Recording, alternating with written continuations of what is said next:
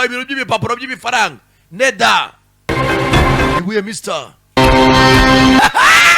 bane amafaranga yacu turayatwaye mwana batashye bicimye bariye boro ya dande yo mani naho ritarema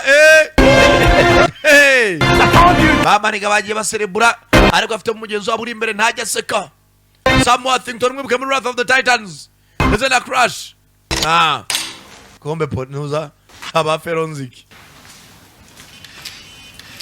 abahugita twahugiye ku gisasu ako duhugiye ku gisasu abahugita batobora banki ya baba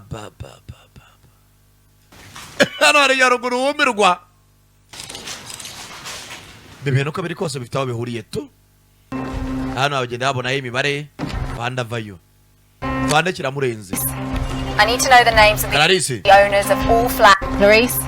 Clarisse, I need to know the names of the owners of all flats at Portley House. Portley House. Baba muri ya nyubako. Stood in flat 79. Ndashaka apartment yose muyitakaze mumbwira abantu bayituyemo bose amazina yabo. Ndetse mundebere muri flat 79. Boss. Bagatinze. Barezaje.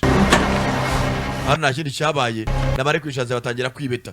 Vana ingofero isanzwe yambarira. No colonel. Ya mugura muza colonel. Abandi bayozaje. Ubakaje. CFA General Minton.